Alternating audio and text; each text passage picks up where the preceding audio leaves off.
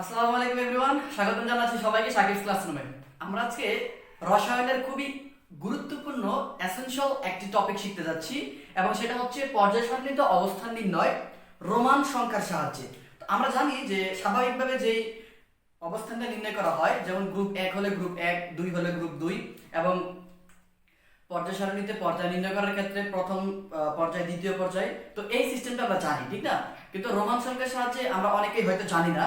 তো যারা জানো না, তোমরা আমার এই ভিডিওটা দেখতে পারো। আজকে আমি তোমাদেরকে শিখাবো যে কিভাবে রোমান সংখ্যার সাহায্যে পর্যায় সারণীতে অবস্থানটা নির্ণয় করতে হয়, ঠিক আছে? তো তার আগে আমরা ইলেকট্রন বিন্যাসের ব্যতিক্রম নিয়মের দুটি মৌলের ইলেকট্রন বিন্যাস করব। কেন? তার কারণ হচ্ছে এই দুইটা মৌলের ইলেকট্রন বিন্যাস যদি আমরা করতে পারি, তাহলে আমরা এই পর্যায় সারণীতে অবস্থান নির্ণয়ের ক্ষেত্রে যদি কিছু ব্যতিক্রম নিয়ম থেকে থাকে, ওইটা আমরা ওভারকাম করতে পারবো ইনশাআল্লাহ, ঠিক আছে? তো আমরা যারা এই ভিডিওটা দেখতেছি, আমি ধরেই নিলাম এই যে ইলেকট্রন বিন্যাসের যে ক্রমটা আছে, মানে এই যে 1s 2s 2p 3s, এই ক্রমটা কিভাবে বানাইতে হয় এবং এটা কিভাবে হয় তোমরা পারো, এটা ধরে নিচ্ছি। এবং ইলেকট্রন বিন্যাসের স্বাভাবিক যে নিয়মটা, মানে আমরা স্থিতিশীলতা এবং অস্থিতিশীলতার দিকে তাকাচ্ছি না, ডাইরেক্ট অ্যাকর্ডিং টু আফবাউ নীতি অনুসারে যে ইলেকট্রন বিন্যাসটা করা হয়ে থাকে, ওইটা আমরা সবাই পারি। তো আমরা কিন্তু ক্লাস 9-10 থেকে ক্রোমিয়াম, কপার, স্কন্ডিয়াম এই কয়েকটি মৌলের ইলেকট্রন বিন্যাসকে ব্যতিক্রম ইলেকট্রন বিন্যাস হিসেবে বিবেচিত করে আমরা তার ইলেকট্রন বিন্যাস করেছি। তো এরকমই দুটি মৌল হচ্ছে ল্যান্থেনাম এবং কি গ্যাডোলিনিয়াম, অর্থাৎ 57 এবং 64 নাম্বার মৌল দুটি। তো এই দুটি মৌলের ইলেকট্রন বিন্যাস করার ক্ষেত্রে দেখা যাচ্ছে যে অনেক স্টুডেন্টের অনেক ঝামেলা হয়, কিংবা অনেকেই এটার মধ্যে অনেক কনফিউশন কাজ করে যে এটার ইলেকট্রন বিন্যাসটা কেমন হবে। তো আমরা আজকে এই দুটো ইলেকট্রন বিন্যাস করে তারপরে আমাদের যে নির্ধারিত টপিক সেটাতে যাব, ঠিক আছে? আচ্ছা, আমরা ল্যান্থেনাম এবং গ্যাডোলিনিয়াম এই দুটি মৌলের এখন ইলেকট্রন বিন্যাস করব, ঠিক আছে? এখন আমরা ধরে নিচ্ছি যে ইলেকট্রনের যে ক্রমটা আছে, এই যে এস এস পি এস, এই ক্রমটা তোমরা বানাতে পারো এবং এটা ধরেই আমরা এখন ল্যান্থেনাম এবং গ্যাডোলিনিয়ামের ইলেকট্রন বিন্যাসটা করব, ঠিক আছে? তো প্রথমে খেয়াল করো,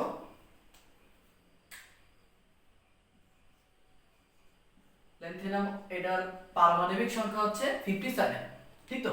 তো আমরা যদি আউফবাউ নীতিতে, মানে হচ্ছে নরমাল ভাবে যে ইলেকট্রন বিন্যাসটা করি, সাধারণ ভাবে যে এইভাবে ইলেকট্রন দিতে দিতে যাই আমরা, ঠিক ওই পদ্ধতিতে যদি আমরা ইলেকট্রন বিন্যাসটা করি, দেখি ইলেকট্রন বিন্যাসটা হয় কিনা।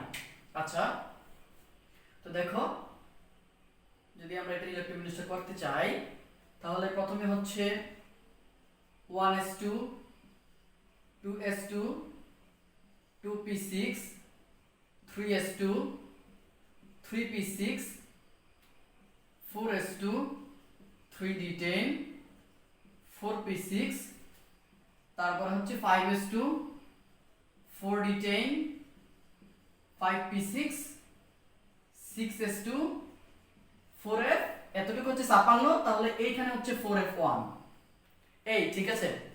তাহলে এই যে ইলেকট্রন বিন্যাসটা, এইটা কিন্তু আউফবাউ নীতিতে ইলেকট্রন বিন্যাস, ঠিক না? তো আমরা জানি যে ইলেকট্রন বিন্যাস আমরা যখন করব, করার পরে আমরা কি করি, জিনিসটাকে রিঅ্যারেঞ্জ করি। রিঅ্যারেঞ্জ মিন্স একের সাথে এক, দুই গুলো একসাথে, তিন গুলো একসাথে, চার গুলো একসাথে, পাঁচ গুলো সবগুলো একসাথে, তখন আমাদের ফাইনাল কি হয়, ইলেকট্রন বিন্যাসটা হয়। এটা কখন? যখন আমরা একদম শেষ এটার ইলেকট্রন বিন্যাসের আনসারটা দেই। কিন্তু এখন এতটুকু পর্যন্ত এটা নরমাল ভাবে ইলেকট্রন বিন্যাসটা হইলো এবং এটা কিন্তু আউফবাউ নীতি। কোন নীতি? আউফবাউ নীতি। আমি একটু বলে দিচ্ছি, এই এতটুকু হচ্ছে আউফবাউ নীতি। তো আউফবাউ নীতিতে ইলেকট্রন বিন্যাসটা করা শেষ, কিন্তু এই ইলেকট্রন বিন্যাসটা সঠিক না। কেন? এইটা আউফবাউ নীতিকে সমর্থন করে না। তার কারণটা কি? তুমি একটু তাকায় দেখো, এই যে লাস্ট যে কক্ষপথটা, মানে অরবিটালটা 4f, 4f এর মধ্যে কয়টা ইলেকট্রন? একটা ইলেকট্রন। তো আমরা যদি এটার বক্সটা একটু অঙ্কন করি, তুমি খেয়াল করো, আমরা একটু 4f টাকে এই পাশে নিয়ে আসি, হ্যাঁ? এই যে দেখো, এই 4f1, ওকে? তো এখন আমি যদি এটার বক্সটা অঙ্কন করি, তুমি দেখো 4f এর মধ্যে 7টা বক্স আছে। 1 2, বক্স মিন্স ওই উপশক্তি স্তরগুলো, 1 2 3 4 5 6 7, 1 2 3 4 5 6 7, ওকে? আচ্ছা একটু দেখো এই যে 5d, এটার পরে তো 5d নাকি, এই 4f এর পরে কিন্তু 5d, 5d এর মধ্যে বক্স থাকবে কয়টা? 5টা। এগুলো আমি ধরে নিচ্ছি তোমরা জানো যে কেন 5টা বক্স হইতেছে। 1 2 3 4, 1 2 3 4 5। এখন খেয়াল করো, আমরা জানি যে সমশক্তি সম্পন্ন অরবিটাল সমূহ পূর্ণ অথবা অর্ধপূর্ণ থাকলে ওই ইলেকট্রন বিন্যাস সবচেয়ে বেশি সুস্থিতিশীল হয়। এখন এই একটা ইলেকট্রন কিন্তু এইখানে থাকবে, ঠিক না? এই একটা ইলেকট্রন কিন্তু এই প্রথম বক্সটার মধ্যে থাকবে। তাহলে খেয়াল করো এখানে খালি থাকতেছে কয়টা বক্স? বাকি থাকতেছে 6টি বক্স খালি, ঠিক না? এখন ল্যান্থিনিয়ামের ইলেকট্রন বিন্যাসের ক্ষেত্রে এই 4f এর একটা ইলেকট্রন জাম্প করে 5d তে চলে যায়, তখন এটা শূন্য হয়ে যায়, বা শূন্য হইলে আমরা এটা নাও দিতে পারি। দ্যাট মিন্স ল্যান্থিনামের প্রকৃত ইলেকট্রন বিন্যাস আসলে 6s2 তারপরে হচ্ছে 5d1, এই 4f হয় না। এখন প্রশ্ন হচ্ছে এক্সপ্লানেশনটা কি, ব্যাখ্যাটা কি, লজিকটা কি, কেন এই 4f এর মধ্যে একটা ইলেকট্রন থাকলো না? তুমি খেয়াল করো, এই যে 4f এর যে উপশক্তি স্তর 6টা বক্স আছে, 7টা বক্স, এর মধ্যে প্রত্যেকটা বক্সকে যদি তুমি তোমার বন্ধু কল্পনা করো, ধরে নাও তোমার 7টা বন্ধু আছে এবং এই 7টা বন্ধু তোমার সমান ভালোবাসার বন্ধু। দ্যাট মিন্স তুমি যদি 7টা বন্ধুকে কিছু দিতে চাও তাহলে তোমার 7টা বন্ধুকে দিতে হয়। তুমি যদি ধরে নাও যে এই ইলেকট্রনটা হচ্ছে একটা চকলেট, তাহলে তুমি যদি তোমার 7টা বন্ধুর মধ্যে প্রথম বন্ধুটাকে একটা চকলেট দাও, তাহলে কিন্তু বাকি 6টা বন্ধু কি হবে? রাগ করবে, একটা গ্যাঞ্জাম সৃষ্টি হয়ে যাবে। তাহলে এই যে একটা অস্থিতিশীলতা সৃষ্টি হচ্ছে, এই অস্থিতিশীলতাটাকে ওভারকাম করার জন্য আমরা কয়টা উপায় এখানে দেখতে পাই? 2টা উপায়। কিভাবে? ধরো তুমি তোমার 6টা বন্ধুকে হয় কারো থেকে দাঁড় করে এনে বাকি 6টা চকলেট তাদেরকে দিয়ে পূরণ করে ফেলো, অথবা এই একটা চকলেট কাউকেই তুমি দিলা না, কাউকে না দিলে তো সবাই কি খালি, তার মানে সবাই স্যাটিসফাইড, ঠিক না? আর তুমি যদি কারো থেকে দাঁড় করে এনে 6টা চকলেট তাদের প্রত্যেককে দাও, তাহলে 7জন ফুলফিল। তারপরে 2টা পদ্ধতি হইতে পারে। কিন্তু বিষয়টা হচ্ছে ইলেকট্রন বিন্যাসের সময় ধরো আমরা জানি ডি অরবিটালের মধ্যে হয় 5টা ইলেকট্রন থাকবে অথবা 10টা ইলেকট্রন থাকবে, ঠিক না? এফ এর মধ্যে হয় 7টা থাকে অথবা 14টা থাকে। মানে 7টা থাকে 14টা থাকে না, মানে বিষয়টা হচ্ছে 5টা বা 10টা থাকলে সে স্থিতিশীল হয়, 7টা বা 14টা থাকলে সে স্থিতিশীল হয়, মানে এটাকে আমরা স্টেবল পজিশন ধরে নিতে পারি। এবং ধরো এসপিডি পি এর মধ্যে হয় 3টা না হলে 6টা থাকলে তাহলে এটা স্থিতিশীল একটা অবস্থা সৃষ্টি হয়, ঠিক না? যদি কখনো একটা ইলেকট্রনের জন্য স্থিতিশীলতা ব্যাহত হয়, অনলি ফর ওয়ান ইলেকট্রন, যেমন ধরো এই ডি এর মধ্যে ইলেকট্রন আছে 4টা, তাহলে বলো তো সে যদি তার পাশের জন মানে আগের জন অথবা পরের জনের কাছ থেকে একটা ইলেকট্রন নিতে পারে, তবেই কিন্তু সে স্থিতিশীল হয়ে যাচ্ছে, ঠিক কিনা? তাহলে ধরো সে তার আগের জনের কাছ থেকে একটা ইলেকট্রন আনলো, তখন কিন্তু সে স্থিতিশীল হয়ে যাচ্ছে। ধরো এই ডি এর মধ্যে 3টা ইলেকট্রন আছে, এখন বলো তো তার কাছে স্থিতিশীল হওয়ার জন্য আর কয়টা ইলেকট্রনের প্রয়োজন হচ্ছে? 2টা ইলেকট্রন। কিন্তু এই ইলেকট্রনের যে খেলাগুলা, এই খেলার মধ্যে কেউ কাউকে একটার বেশি দাঁড় দেয় না। তার মানে অনলি ফর ওয়ান ইলেকট্রন, একটা ইলেকট্রনের জন্য যদি অস্থিতিশীলতা সৃষ্টি হয় তবেই সে তার পাশের জন, দ্যাট মিন্স হয় সামনের জন না হলে পিছের জনের কাছ থেকে সে একটা ইলেকট্রন নিয়ে সে স্থিতিশীল হইতে পারে। তাহলে এই যে এখানে 6টা ইলেকট্রনের জন্য অস্থিতিশীলতা সৃষ্টি হয়েছে, এখানে 2টার জন্যই সে অস্থিতিশীল, সে তাকে 2টা ইলেকট্রনই কেউ দেয় নাই, তাহলে এনে তারা 6টা ইলেকট্রনকে দিবে। তার মানে অফকোর্স আমাদের স্থিতিশীলতা অর্জন করার জন্য যেই 2টা পদ্ধতি ছিল তার মধ্যে সেকেন্ড পদ্ধতিটা বাদ হয়ে গেছে, মানে তারা কেউ 6টা ইলেকট্রন দিবে না। এখন আছে কি, হয় এই ইলেকট্রনটাই আমি বা এই চকলেটটাকেই আমি কাউকে দিব না, দ্যাট মিন্স আমি অন্যজনকে দিয়ে দিই। তখন কি করে, এই যে 4f এ যে একটা ইলেকট্রন ছিল, এই একটা ইলেকট্রন এইখানে অস্থিতিশীলতা সৃষ্টি না করে এই 5d কে ইলেকট্রনটা দিয়ে দেয়, তাহলে এটা শূন্য হয়ে যাচ্ছে। শূন্য হয়ে যাচ্ছে ইট মিন্স আমি যদি এটাকে মুছে দেই, তার মানে আমরা এই 5p6 6s2 5d1 এটা হচ্ছে আমার ল্যান্থেনামের অ্যাকচুয়াল ইলেকট্রন বিন্যাসটা। এখন তোমাদের মনে মনে প্রশ্ন হতে পারে যে ভাইয়া আপনি এই যে 4f, এই 4f এর মধ্যে একটা ইলেকট্রন ছিল, এখানে গ্যাঞ্জাম সৃষ্টি হয়েছিল, তার কারণে আপনি 5d তে একটা ইলেকট্রন দিয়ে দিলেন, কিন্তু 5d তে দিলেও তো কাহিনীটা কি হয়, 1 2 3 4 বাকি 4 জন বন্ধু তো কি হয়, আবার এখানে গ্যাঞ্জাম সৃষ্টি হইলো, তাইলে আপনি এখানে দিয়ে তো গ্যাঞ্জাম তো রয়ে গেল। আসলে বিষয়টা হচ্ছে you have to think comparatively which one is better here. তুলনামূলকভাবে কোনটা ভালো তুমি বলো তো? তোমার 7 জন বন্ধুর মধ্যে তুমি গ্যাঞ্জাম সৃষ্টি করবা আর 5 জনের মধ্যে তুমি গ্যাঞ্জাম সৃষ্টি করবা, তুলনামূলকভাবে কোনটা বেটার? অফকোর্স 5 জন বন্ধুর মধ্যে গ্যাঞ্জাম সৃষ্টি করা। এই কারণেই আমাদের এই 4f এর ইলেকট্রনটা 4d তে চলে যায়। যদিও এখানে একটা অস্থিতিশীলতা অবস্থার মতো মনে হচ্ছে, বাট এই অস্থিতিশীলতাটার থেকে এই অস্থিতিশীলতাটা বেটার। দ্যাটস ওয়াই অ্যাকচুয়াল যে ইলেকট্রনের কনফিগারেশনটা বা ইলেকট্রন বিন্যাসটা সেটা হচ্ছে এই যেটা। ঠিক আছে, এখন তুমি কি করবে? এখন সুন্দর করে তুমি এখন রিঅ্যারেঞ্জ করে দাও। রিঅ্যারেঞ্জ মিন্স কি? একগুলো একসাথে, দুইগুলো একসাথে, তিনগুলো একসাথে। তার মানে এখন আমরা যদি ল্যান্থেনামের একদম মেইন ইলেকট্রন বিন্যাসটা দেখি, হয়ে গেছে ইলেকট্রন বিন্যাস। এখন জাস্ট আমরা রিঅ্যারেঞ্জ করব। রিঅ্যারেঞ্জ মানে কি? 1s2 2s2 2p6 3s2 3p6, তারপরে এই 3d-টাকে আনবো আমরা, 3d10 3 আর আছে নাই, তারপরে 4s2, তারপরে 4p6। ঠিক আছে, দেখো 4p6, তারপরে 4d10 আর 4 মনে হয় নাই। এবার 5 এর 2 তাকাও, 5 আছে কি? 5s2 5p6, তারপরে কি 5d1, এরপরে 6s2 আছে। এই তো এটা হচ্ছে এই ল্যান্থেনামের মেইন ইলেকট্রন বিন্যাস। তাহলে তুমি খেয়াল করো, তুমি আউফবাউ নীতিটাকে কিন্তু এখানে মানা হয় না, মানে ভায়োলেট করা হয়েছে। কেন? কারণ আউফবাউ নীতি অনুসারে ইলেকট্রন বিন্যাস, মেইন ইলেকট্রন বিন্যাস ছিল এই 4f এর মধ্যে একটা ইলেকট্রন থাকবে এতটুকু পর্যন্ত। কিন্তু আমরা কি করলাম? ওই 4f থেকে একটা ইলেকট্রন আমরা 5d তে দিয়ে দিলাম, তারপরে আমরা রিঅ্যারেঞ্জ করে নিলাম। তাহলে এখন এটা হচ্ছে ল্যান্থেনামের অ্যাকচুয়াল ইলেকট্রন বিন্যাস। চলো এখন আমরা, আচ্ছা এটা ঠিক থাকলো, আমরা গ্যাডোলিনিয়ামের ইলেকট্রন বিন্যাসটা করি। এই যে 64, ঠিক আছে, এটার মধ্যে করি যাতে করে আমাদের আবার লিখতে না হয়। তাহলে জিডি, এটার প্রকাশক মানে চিহ্নটা হচ্ছে জিডি, মানে প্রতীকটা। তাহলে এর হচ্ছে জিডি। আচ্ছা তাহলে কি করো, জিডির মধ্যে কি হয় বলো? এই 6s2 পর্যন্ত হচ্ছে 56। তাহলে 56 এর সাথে কত নিলে 64 হচ্ছে 8 নিলে, তাহলে অফকোর্স এখানে থাকবে 4f8। তো খেয়াল করো তো, এই যে 4f8 হইলো এখানে, তার মানে কি হইলো? আমি যদি এবার এখানে আমি গড়টা অঙ্কন করি এটার জন্য, তাহলে 1 2 3 4 5 6 7, তাহলে প্রথম শক্তি স্তরে থাকতেছে 2টা ইলেকট্রন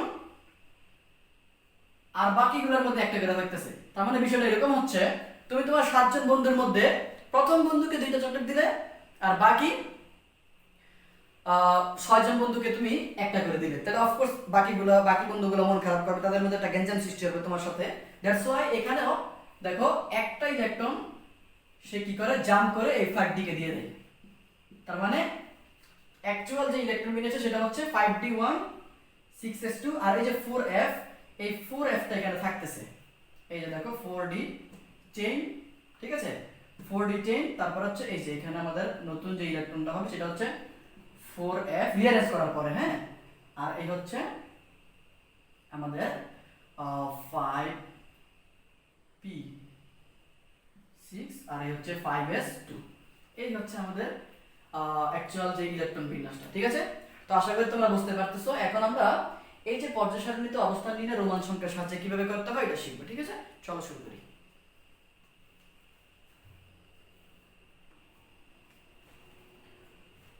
আচ্ছা, তো এই পর্যায় সারণীতে অবস্থান নির্ণয় করার জন্য আমাদের প্রথমেই ব্লক সম্পর্কে ধারণা নিতে হবে। আমরা জানি পর্যায় সারণীতে অবস্থিত সকল মৌলগুলোকে S block, P block, D block এবং এফ ব্লকে ভাগ করা যায়। ঠিক তো? তো আমাদের এই পর্যায় সারণীতে অবস্থান নির্ণয় রোমান সংখ্যার সাহায্যে যেহেতু করতেছি, তাহলে আমাদের আগে ব্লক সম্পর্কে ধারণা নিতে হবে। তো চলো আমরা ব্লক সম্পর্কে ধারণা নিই। এখন একটা কথা হচ্ছে যে আমরা জানি তো না পর্যায় সারণীতে 18টা গ্রুপ আছে আর 7টা পর্যায় আছে। তাহলে পর্যায়গুলো কিভাবে নির্ণয় করে? পর্যায়গুলো তো নির্ণয় করে একদম ইজি। পর্যায় হচ্ছে কি? পর্যায় হচ্ছে যে কোন মৌলের সর্বশেষ ইলেকট্রনটি যেই সেলে অবস্থান করে। দ্যাট মিন্স আমরা এইভাবে সংক্ষেপে মনে করতে পারি যে কোনো মৌলের সর্বশেষ কক্ষপথের যে নাম্বারটা, ওই নাম্বারটাই হচ্ছে তার কততম পর্যায়। ঠিক আছে? আচ্ছা, আগে আমরা ব্লক নির্ণয় করি, তার সাথে সাথে পর্যায়টা নির্ণয় করে ফেলি। দেখো, এস ব্লক দ্বারা আমরা কি বুঝি মনে রাখতে হবে। এই ব্লক নির্ণয় করার সময় আমাদেরকে অফকোর্স আউফবাউ নীতি অনুসারে ইলেকট্রন বিন্যাসটা করতে হবে। আবার বলি, ব্লক নির্ণয় করার সময় আমাদেরকে অবশ্যই স্থিতিশীল হোক বা অস্থিতিশীলতা হোক আমাদের তাকানো যাবে না। আমরা আউফবাউ নীতিতে ইলেকট্রনগুলোকে বন্টনের মাধ্যমে ইলেকট্রন বিন্যাসটা করে ফেলবো। আউফবাউ নীতিতে মানে কি? আমরা প্রথমে কি করছিলাম? আউফবাউ নীতিতে ইলেকট্রন বিন্যাস করছি, করার পরে যাই দেখছি যদি অস্থিতিশীলতা সৃষ্টি হয় অনলি ফর ওয়ান ইলেকট্রন, তারপর এখানে আমরা একটা কি করছি, একটা মানে মিউচুয়াল কিছু একটা করে আমরা তারপরে রিঅ্যারেঞ্জ করছি। তাইলে আমরা আউফবাউ নীতি কোন দ্বারা বলতেছি? রিঅ্যারেঞ্জ করার পূর্বে যে অবস্থা এবং স্থিতিশীলতার জন্য যে পরিবর্তনটা হয়েছিল তার পূর্বের অবস্থাটাকে বলতেছি কি? আউফবাউ নীতিতে ইলেকট্রন বিন্যাস।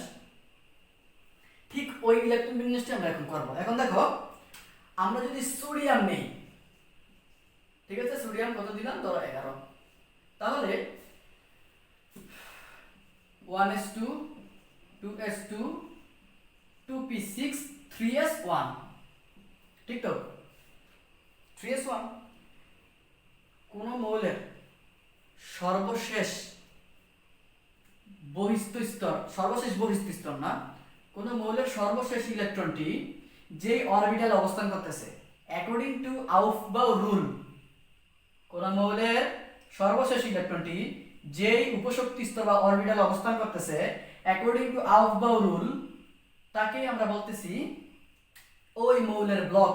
তার মানে যেহেতু সোডিয়ামের সর্বশেষ ইলেকট্রনটি এস অরবিটালে পৌঁছাইছে, তাহলে সোডিয়াম এস ব্লক মৌল।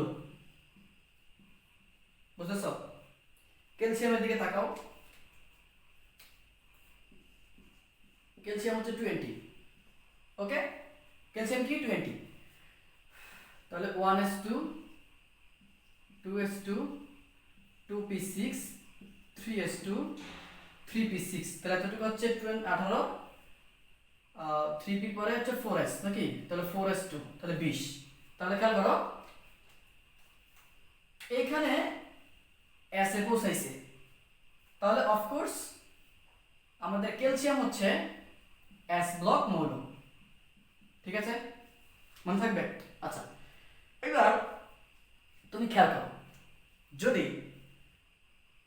এস ব্লক মৌল হয় তাহলে তার সর্বশেষ যে অরবিটাল আছে অ্যাকর্ডিং টু আউফবাউ রুল, তার অরবিটালের মধ্যে সর্বশেষটা হচ্ছে ns1 অথবা 2। এটা হওয়ার কথা না, মানে s এর মধ্যে হয় একটা ইলেকট্রন থাকবে না দুটো ইলেকট্রন থাকবে।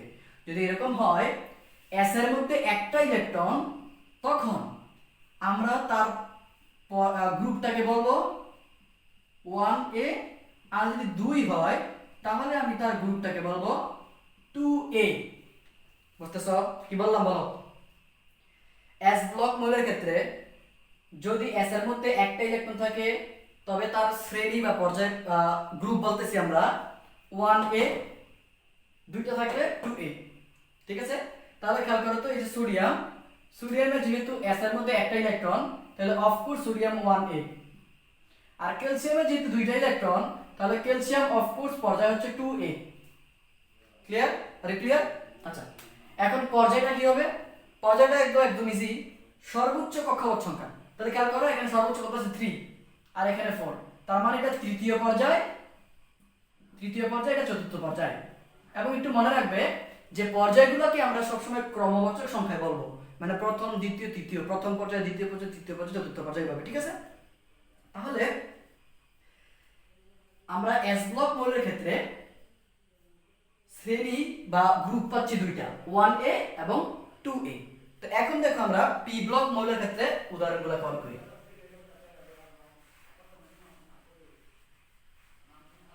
ঠিক আছে, পি ব্লক মৌল। দেখো পি ব্লক মৌলের উদাহরণ হতে পারে ক্লোরিন এবং নাইট্রোজেন না। আচ্ছা দেখো আমরা ক্লোরিনের ইলেকট্রন বিন্যাসটা করি। দেখো ক্লোরিন হচ্ছে 17 1s2 2s2 2p6 3s2, তাহলে এতটুকু হচ্ছে 12। ওকে, তারপরে হচ্ছে 3p12 আর হচ্ছে 17 না 3p5। আচ্ছা তাহলে তুমি একটু তাকাও যে এখানে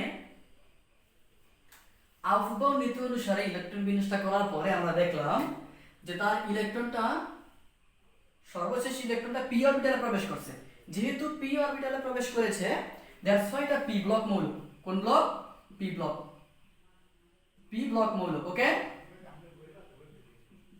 পি ব্লক মৌল। এখন এই পি ব্লক মৌলের ক্ষেত্রে আমরা একটু তাকাই দেখি যে তার আগে অফকোর্স কিন্তু এস থাকে, ঠিক না? তার মানে পি এর আগে কিন্তু অফকোর্স এস থাকে, মানে জিনিসটা হচ্ছে এরকম। এবং দেখো দুইটা কিন্তু 3 তার মানে বিষয়টা হচ্ছে এরকম এনএস এবং এনপি, এবং এস এর মধ্যে সবসময় দুইটা ইলেকট্রন থাকতেছে আর পি এর মধ্যে 1 থেকে 6 পর্যন্ত ইলেকট্রন থাকতেছে। তো যদি এরকম হয় পি ব্লক মৌলের ক্ষেত্রে, তবে তার পর্যায়টা হবে এরকম, এই এস অরবিটাল এবং পি অরবিটালের এস অরবিটাল এবং পি অরবিটালের যোগফল।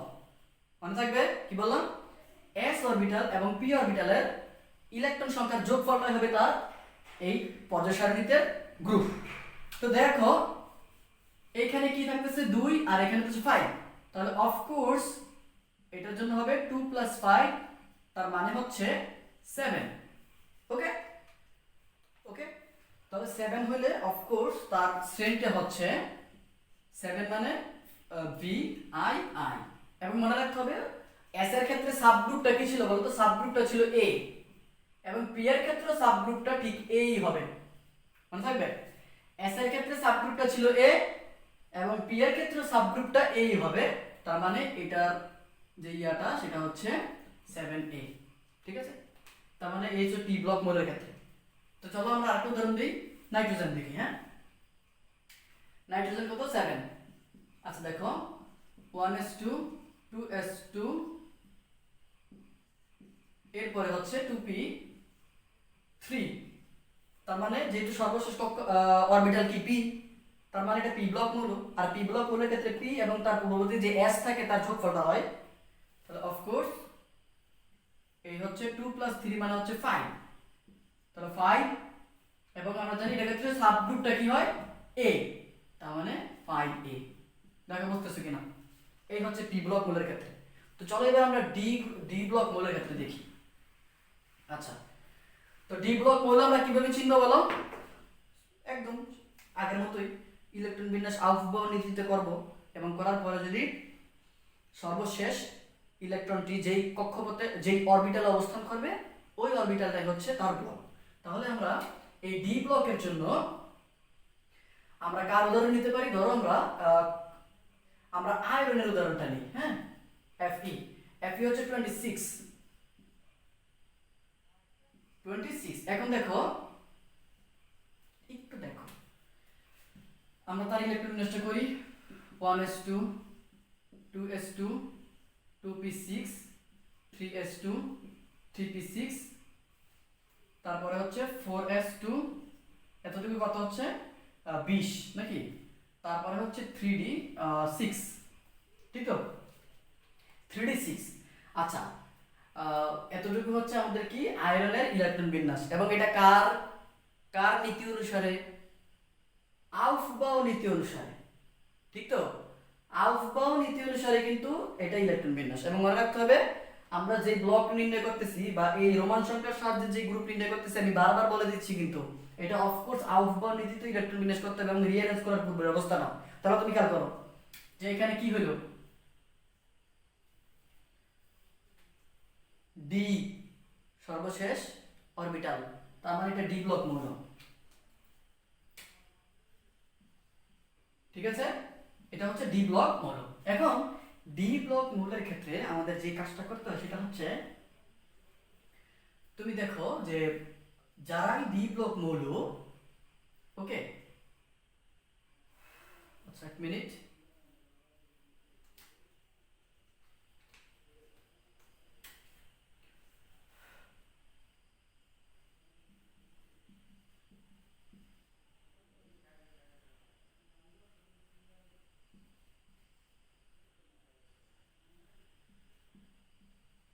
দেখো ডি ব্লক মৌলের ক্ষেত্রে কি হয়,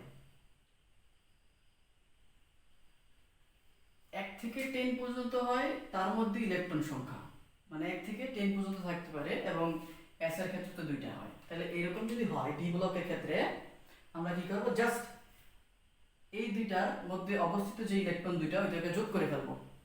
তাহলে এখানে দেখো তো 6 আর 2 যোগ করব, তাহলে কত হচ্ছে 8।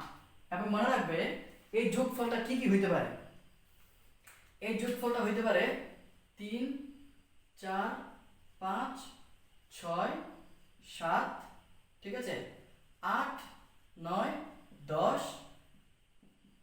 11, ওকে, 8 9 10 11।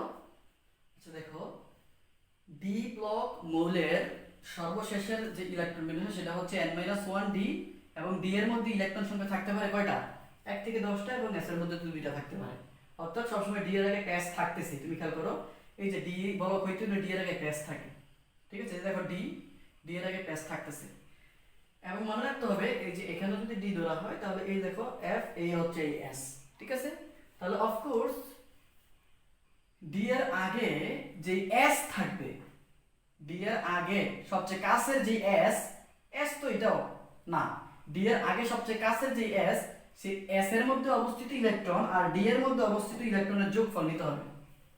তাহলে খেয়াল করো এখানে যোগফলটা কি হইতেছে, এখানে 6 এখানে 2, তাহলে এটা হইতেছে 8। তো এই যোগফলটা এখানে হইছে 8, বাট এই যোগফলটা হইতে পারে কয়েকটা নির্দিষ্ট সংখ্যার মধ্যে। এই যোগফলটা 3 4 5 6 7 8 9 10 11 এবং 12 হইতে পারে, মনে থাকবে। যদি যোগফলটা 3 হয় তাহলে মনে রাখবে সবসময় ডি এর জন্য সাবগ্রুপ হচ্ছে বি, এই ডিটাই কিন্তু একটু ঝামেলা, আর বাকিগুলো সোজা। তাহলে 3 এর জন্য হবে 3b, এটা সাবগ্রুপ কিন্তু এ, এটার এ, এটা কিন্তু বি। 4 এর জন্য হবে 4b, 5 এর জন্য হবে 5b, 6 এর জন্য হবে 6b, 7 এর জন্য হবে 7b মানে 7b, আর এই যে 8 9 10 এই তিনটার জন্য হবে 8b। আশা করি বুঝতেছো, ঠিক আছে। আর এই যে যদি যোগফলটা 11 হইতো তাহলে এটার জন্য হবে 1b, আর 12 এর জন্য হবে 2b, বুঝতেছো। ডি ব্লক নির্ণয় করার পরে আমরা দেখব ডি এর আগের যে এস অরবিটালটা আছে, ডি এ অবস্থিত ইলেকট্রন এবং তার আগে অবস্থিত যে এস অরবিটাল, তার যোগফলটা কত হয়। যোগফলগুলো সব সময় এই 3 থেকে 12 মধ্যে হবে।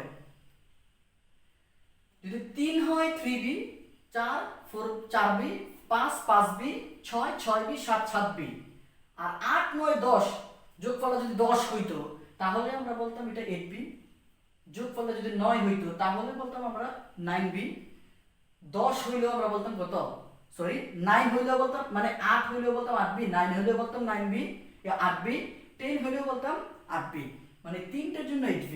আর যদি 11 হয় তার মানে 11b হয় না, হয় 1b, 12 হইলে 12b, এই যোগফলগুলোর মধ্যে হয়। তাহলে তুমি খেয়াল করো এইখানে হইছে কত, 6 আর 2 হচ্ছে 8। তাহলে অফকোর্স তার যে পর্যায় তো আমরা বলতেই পারতেছি যে এটা সবচেয়ে বেশি 4, সবচেয়ে বড়, তার মানে এটা চতুর্থ পর্যায়ে অবস্থিত।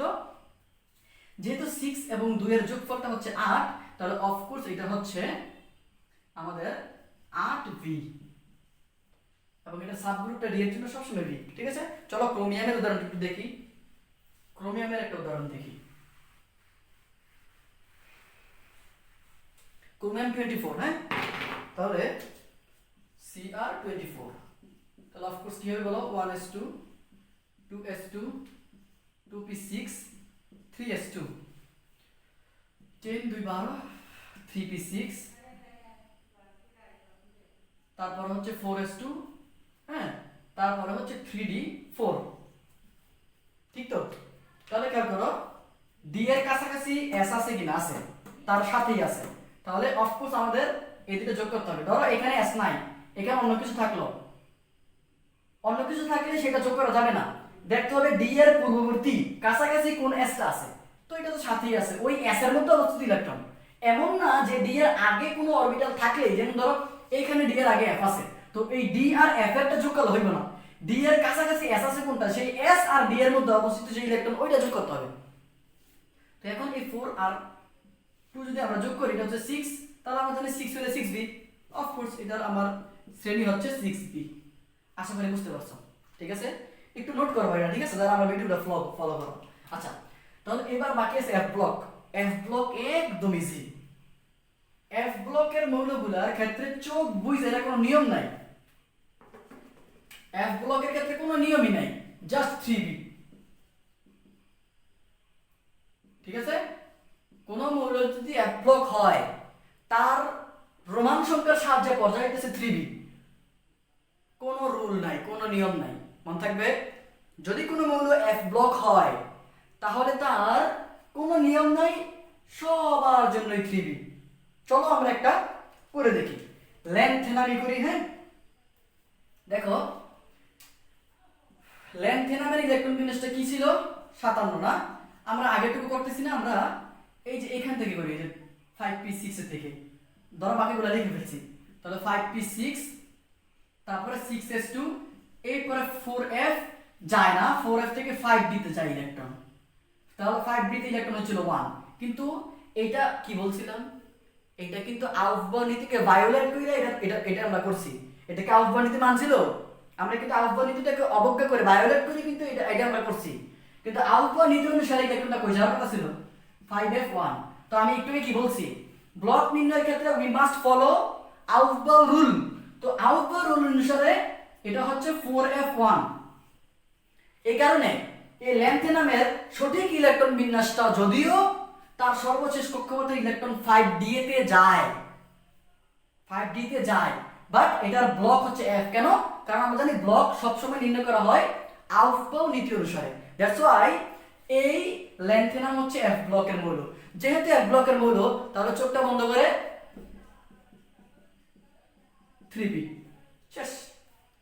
ঠিক আছে, আমরা একটু সামারাইজ করি। ঠিক আছে, একটু সামারাইজ করি। দেখো আমাদের শিখে কিন্তু হয়ে গেছে। দেখো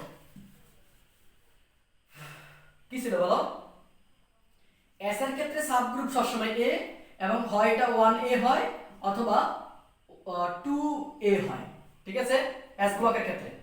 পি ব্লকের ক্ষেত্রে 1 থেকে 6, তো তাহলে আমাদের NS এবং NP এর মধ্যে যে ইলেকট্রন থাকে যেটা যোগ করতে হয়, যোগ করার পরে যায় আমাদেরকে, যদি যোগফলটা যোগ করার পরে যে আমরা এটা হয় 1a হচ্ছে বা 2a হচ্ছে, যাই হোক এটা হচ্ছে, এবং তার সাবগ্রুপটা কি a। ঠিক তো? আর ডি এর ক্ষেত্রে আমাদের হচ্ছে কি n-1 d 1 থেকে 10 এবং s ns। Of course D এর আগে কাছাকাছি যে s থাকে, সেই s আর d এটা যোগ করতে হয়, মানে d + s বলতে পারি, এবং যোগফলটা হয় 3 থেকে কত পর্যন্ত? 11 পর্যন্ত। তো এর মধ্যে 8, 9 আর 10, এই তিনটার জন্য আমরা 8 এরটাই নেই, এবং তার সাবগ্রুপটা হচ্ছে b। আর f এর জন্য সবসময় 3b। এই হচ্ছে বিষয়টা। ঠিক আছে, আরো একটা বিষয় বাকি আছে, সেটা হচ্ছে যে যদি নিষ্ক্রিয় মৌলগুলো হয়, নিষ্ক্রিয় মৌল কয়টা? হিলিয়াম, ক্রিপ্টন, রেডন, জ্যানন, ঠিক না? তো এই যে 7টা নিষ্ক্রিয় মৌল, তো এই নিষ্ক্রিয় মৌলগুলোর ক্ষেত্রে আমরা জানি তাদের গ্রুপ হচ্ছে 18, ঠিক না? তো এটাকে আমরা রোমান সংখ্যার সাহায্যে গ্রুপ 18 বলতে পারি, অথবা আমরা এটাকে 0 গ্রুপ বলতে পারি। যদি রোমান সংখ্যার সাহায্যে বলি তাহলে আমরা বলবো এটা 0। মনে থাকবে? তাহলে হিলিয়াম, যদিও তার হাইড্রোজেন হিলিয়াম 1s2, তাহলে এটা হওয়ার কথা ছিল কত? 2a s এর সূত্র অনুসারে, বাট এটা হবে না, এটা হবে কত? 0 গ্রুপ। মনে থাকবে? এই হচ্ছে নিয়মগুলো। দ্যাট মিন্স আমরা শিখে ফেললাম যে আসলে কিভাবে রোমান সংখ্যার সাহায্যে পর্যায় সারণীতে অবস্থানটা নির্ণয় করতে হয়। তাহলে হিলিয়াম, তারপরে ক্রিপ্টন, রেডন, জেনন, অর্গানেসন, এই সমস্ত যে নিষ্ক্রিয় মৌলগুলো আছে ওই গ্রুপ 18 অবস্থিত, ওই তাদের ক্ষেত্রে আমরা রোমান সংখ্যার সাহায্যে বলবো যে তাদের অবস্থান হচ্ছে 0 গ্রুপে। মনে থাকবে?